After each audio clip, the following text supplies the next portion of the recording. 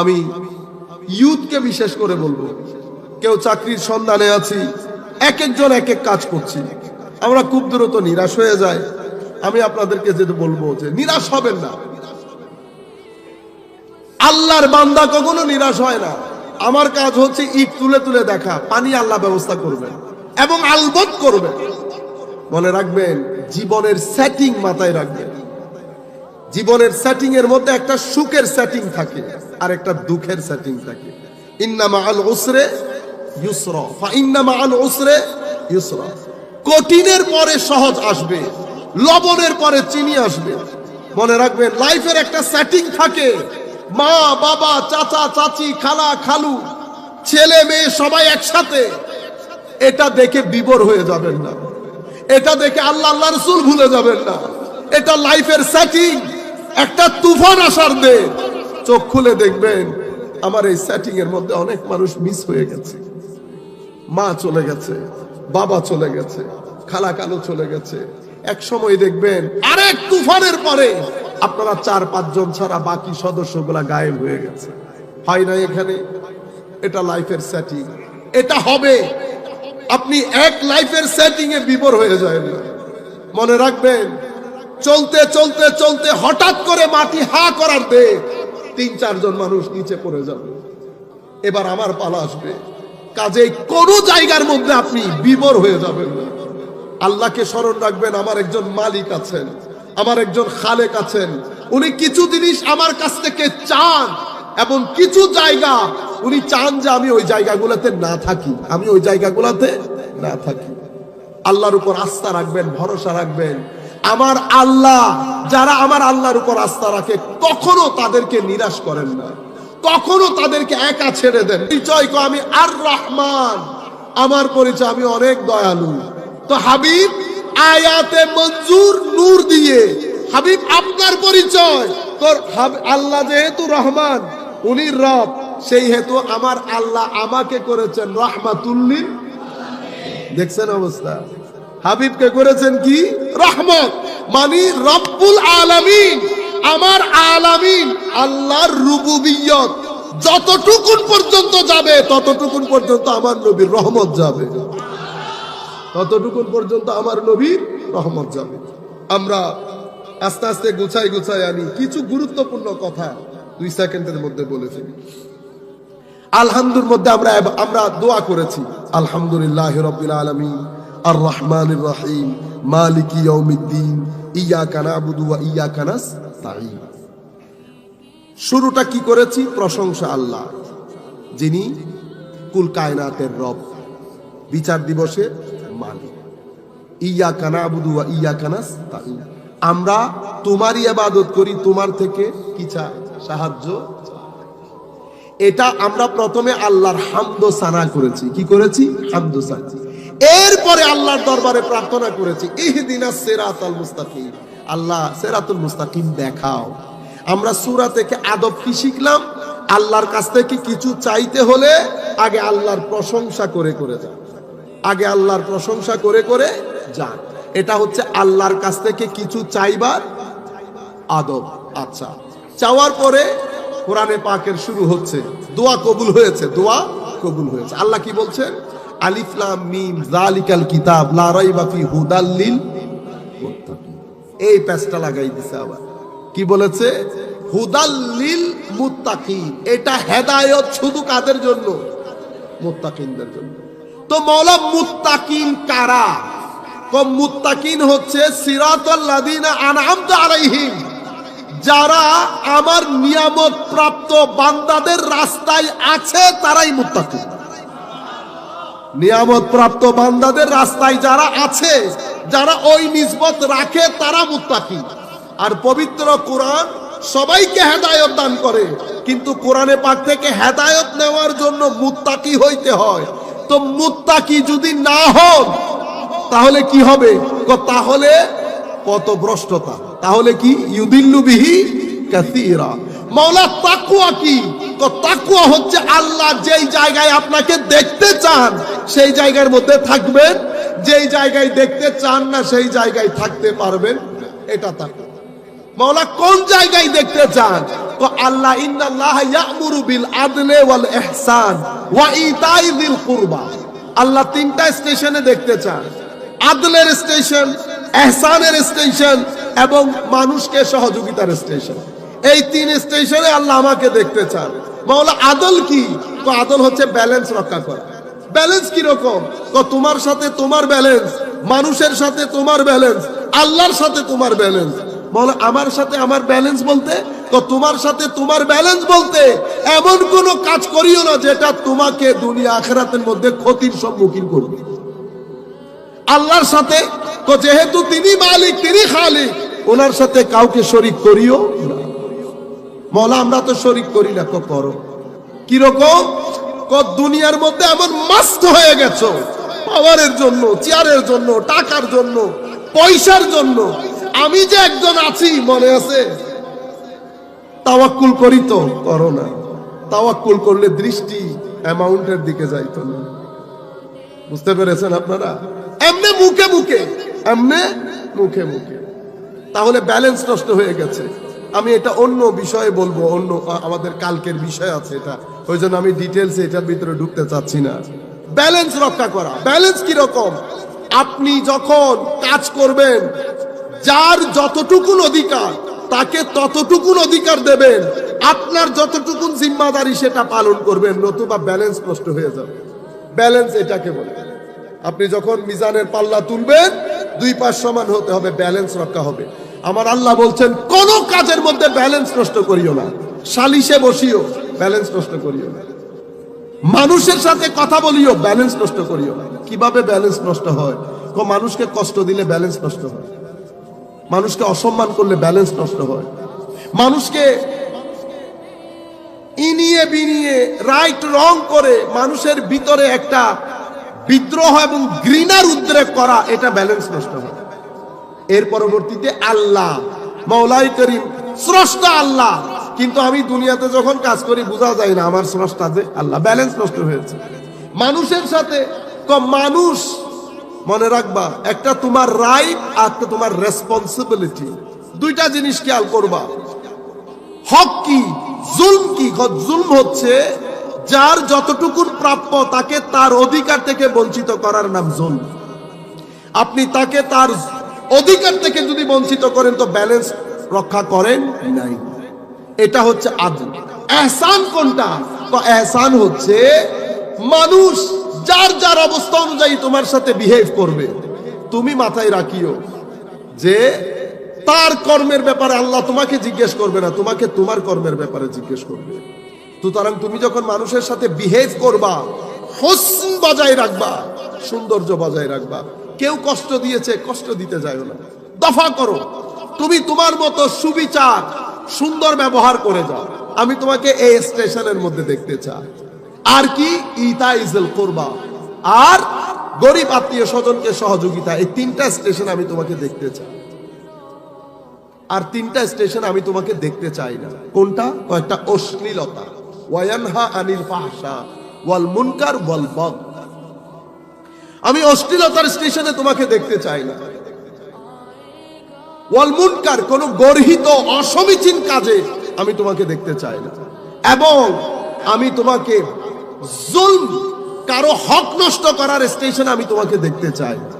আপনি যখন এই তিনটা স্টেশন বজায় রাখবেন, তখন আপনার ভিতরে একটা নূর সৃষ্টি হবে, একটা নূর সৃষ্টি হবে। ওই নূর আপনার ভিতরে হেদায়েতের পানিকে পিউরিফাই করবে। ওই নূর আপনার ভিতরের হেদায়েতের পানিকে পিউরিফাই করবে। এখানে আরেকটা কথা আমি আপনাদেরকে বলে যাই, আমাদের এখানে সংকট কেন তৈরি হয়? সংকট তৈরি হয়, আপনি দাওয়াত করছেন একজনকে, আপনি বলছেন কি আন্তর্জাতিক মুফাসসিরে কোরআন। আমি প্রথমে আমাদের ছেলেপুলে যারা এখানে আছেন, আমার ভাইরা, আপনারা কিছু শব্দ ব্যবহার করা থেকে বিরত থাকবেন। আন্তর্জাতিক বক্তা এখানে কাউকে বলবেন না। আমাদের দেশে কোনো আন্তর্জাতিক বক্তা নাই। আবার বলছি, আমাদের দেশে কোনো আন্তর্জাতিক বক্তা নাই। As far age I am concern, আমি বাইরে যাই, তো বাইরে যাওয়া মানে তো আন্তর্জাতিক হওয়া না, বুঝছেন না? আপনারা আজকের পর থেকে বাংলাদেশের কোনো বক্তাকে আন্তর্জাতিক বক্তা বলবেন না। বাইরের কোনো বক্তা এখানে যারা আসে কেউ আন্তর্জাতিক বক্তা এখানে কেউ আসে না। আন্তর্জাতিক যারা বক্তা তাদেরকে আপনারা দাওয়াত করেন না, দাওয়াত করে কোনো লাভ হবে না, কারণ তারা সুর দিয়ে কোনো ওয়াজ করবে না। বুঝতে পেরেছেন? তাদের ওয়াজগুলা একাডেমিক হবে, জ্ঞান গরিমাপূর্ণ হবে, এটা আপনাদের ভালো লাগবে না। তো আমি কি বললাম, বাংলাদেশে কোনো আন্তর্জাতিক বক্তা নাই। বাইরে থেকে এখানে আপনারা যাদেরকে বাইরে থেকে দাওয়াত করেন এরা কেউ আন্তর্জাতিক বক্তা না, নাম্বার 1। নাম্বার 2, বাইরে থেকে এখানে যারা আসে তাদের চেয়ে অনেক বেশি সিনিয়র আলেম জামিয়াতে আলিম ফাজিলে ক্লাস করা, জামিয়াতে আলিম ফাজিলে ক্লাস করা, যাদেরকে আপনারা আন্তর্জাতিক নাম দেন এদের চেয়ে সিনিয়র। আমি সোলাইমান আনসারী হুজুরদের কথা বলতেছি না, আমাদের মুফতি ওসির রহমান সাহেব হুজুরদের কথা বলতেছি না, আমাদের মুফতি কাজী আব্দুল ওয়াদ সাহেব হুজুরের, ওনারা তো অনেক উপরে। বাইরে থেকে যত আলেম বাংলাদেশে আসে 95%-এর চেয়ে সিনিয়র আলেম আমাদের জামিয়াতে আলিম ফাজিলে ক্লাস করে।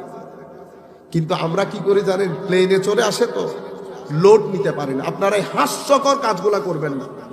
আপনি যাকে আন্তর্জাতিক বক্তা বলে দাওয়াত করে এনেছেন উনি উর্দুতে ওই ওয়াজগুলা করেছেন যেগুলো আমাদের মসজিদের ইমাম প্রত্যেকদিন মসজিদে করে। এটা আপনারা করে করে সুন্নিয়তকে হাসি মজাকে ঠাট্টার পাত্র করে তুলছেন। তাইলে আজকে থেকে এটা ব্যান করে দেবেন। আর আপনার যদি সন্দেহ লাগে আমার সাথে টেলিফোনে আলাপ করবেন যে হুজুর আপনি বলেছেন আন্তর্জাতিক না, তো অমুক আলেম যে আসে, তখন আমি আপনাকে বলবো আন্তর্জাতিক বলে কাকে। বুঝতে পেরেছেন? ইংরেজিতে কথা বলা মানে আন্তর্জাতিক না। আপনি যখন ইন্টারন্যাশনাল সেমিনারের মধ্যে পেপার লঞ্চ করবেন, ইন্টারন্যাশনাল সেমিনার, আমাদের এখানে আরেক দুঃখ তো আন্তর্জাতিক গবেষক কি জিনিস, গবেষণার গ পর্যন্ত বুঝে না। গবেষণার ও ভাই, অনুবাদ করার নাম গবেষণা না। আমাদের এখানে আমরা দেই না রিসার্চ ইনস্টিটিউট, করি ট্রান্সলেশন, নাম দেই রিসার্চ ইনস্টিটিউট। এটা হচ্ছে আমাদের এখানে হয় না, হয়ে গেছে বিসমিল্লাহ। আমাদের এখানে কলেজে পড়াইলে প্রফেসর বলি না। এখন তো পড়াইতেও হয় না, নিয়ত করলেও প্রফেসর, নিয়ত করলেও। আমাদের এখানে এই যে আপনারা আমাকে ডক্টর লিখেছেন, আল্লাহর মেহেরবানি, মাশাআল্লাহ। এত বলার পরেও, আচ্ছা আমাদের এটা একমাত্র দেশ যে দেশে অনার্স পাস করেও ডক্টর হওয়া যায়।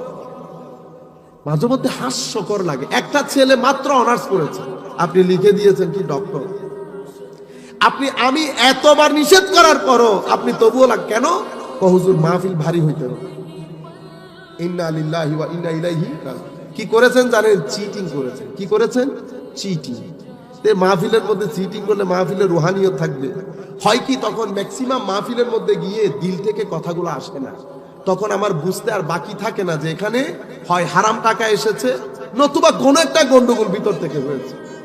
নাইলে কথাগুলা রূহ থেকে আসবে না কেন? ভিতর থেকে কোনো এই গন্ডগোলগুলা হয়।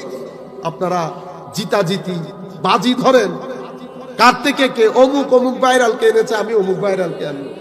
বুঝতে পেরেছেন? মাহফিল আর মাহফিল নেই, মাহফিল থেকে রূহ খতম হয়ে গেছে। মানুষ আর হেদায়েত হচ্ছে না।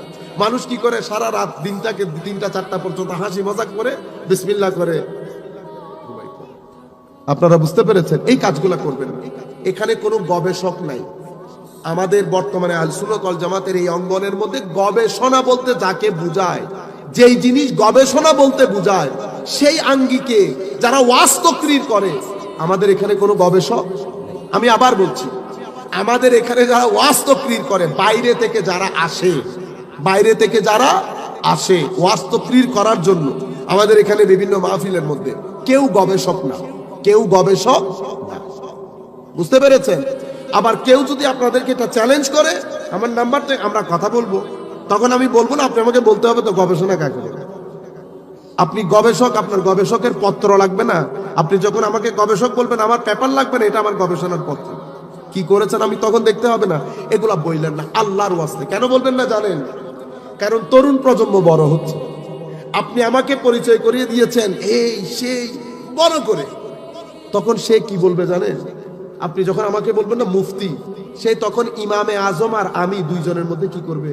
হারাই যাবে। সে মনে করবে আবু হানিফা দেখছি, মুফতি দেখছি, উনিও বুঝছি কি ধরনের হবে। শব্দ নষ্ট করে দিয়েছেন। আল্লামা, যেমন আমি জালালউদ্দিন আল কাদরি সাহেব হুজুরকে বলছি আল্লামা, একই মজলিসে আমাকেও বলা হলো আল্লামা।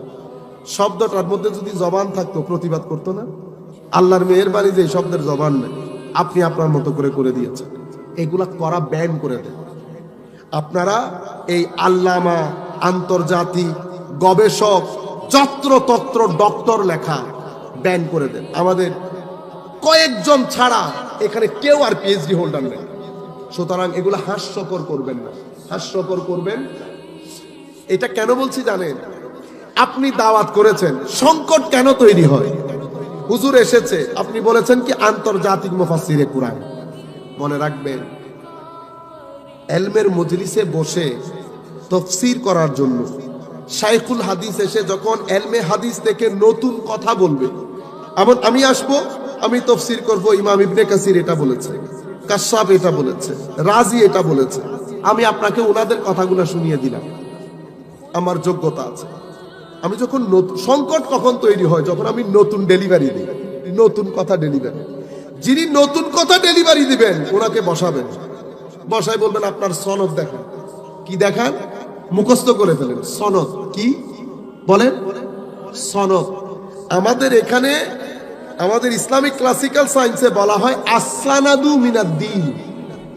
সনদ হচ্ছে দিন। সেই কারণে ফানজুরু আম্মান তাখুযু দীনাকুম। সুতরাং তুমি একটু চেক করো কার কাছ থেকে দিন নিচ্ছ। সনদ হচ্ছে আসল। সনদ কি জিনিস? আপনারা হাদিসে পাকের মধ্যে দেখেন না, একটা হচ্ছে নামের লিস্ট, আর একটা হচ্ছে ক্বালা রাসূলুল্লাহ সাল্লাল্লাহু আলাইহি ওয়াসাল্লাম। আপনি বলছেন আল্লাহ রাসূল বলেছেন, আমি বলছি না, রাসূলে পাক বলেছেন, এটা একটু রাখেন। আপনাকে কে বলেছে? আপনি বলছেন অমুকে বলেছে, তো অমুককে কে বলেছে? ওখানে দেখবেন প্রত্যেক হাদিসের আগে ৩-৪ জন নামের একটা লিস্ট থাকে। এটাকে সনদ বলে। যিনি শাইখুল হাদিস, মাদ্রাসার মধ্যে ইলমে হাদিস পড়ান, ওনার একটা সনদ থাকে। কি সনদ? হুজুর আপনার উস্তাদ কে? যেমন নইমি সাহেব হুজুর আমাদেরকে হাদিস পড়াচ্ছেন, ফর এক্সাম্পল আমি জিজ্ঞেস করলাম না হুজুর আপনার উস্তাদ কে? আমার উস্তাদ হুজুর আল্লামা হাশিমি সাহেব হুজুর। হুজুর উনার উস্তাদ কে?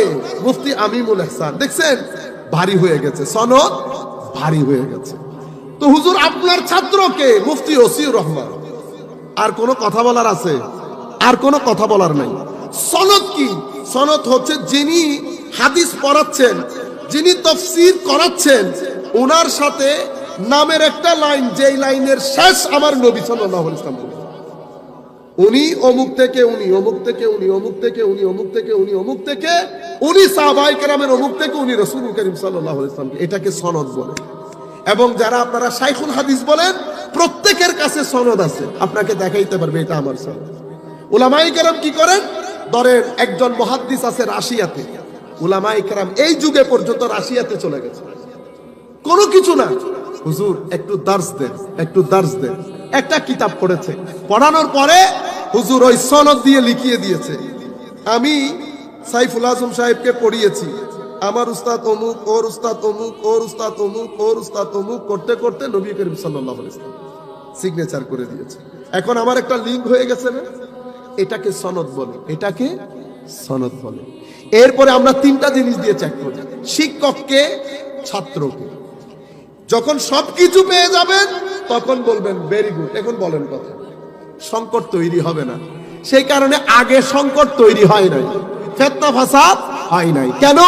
এই মজলিসের মধ্যে হাশিমি সাহেব হুজুর বসে কথা বলেছেন, শেরে মিল্লাত বসে কথা বলেছেন, খতিবে বাঙ্গাল বসে কথা বলেছেন, মুফতি আজিজুল হক আল কাদেরী কথা বলেছেন, হুজুর আল্লামা নুরুল মুনাব্বার সাহেব হুজুর কথা বলেছেন, আবেদ শাহ মুজাদ্দিদি সাহেব হুজুর কথা বলেছেন, মুফতি রুহুল্লাহ কথা বলেছেন, হুজুর রেজভী সাহেব কথা বলেছেন।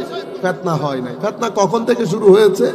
যখন সনদহীন আমার মতো জাহেল লোক বসে আলেমের লেবাস ধরে কথা বলেছে, তখন সংকট তৈরি হয়েছে।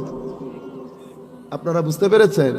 সুতরাং তাফসীর পড়ে, মাদ্রাসায় তাফসীর পড়ানোর জন্য একজন আলেম খুঁজে পাওয়া যায় না, রাস্তার মোড়ে মোড়ে তাফসীর, ঠিক না?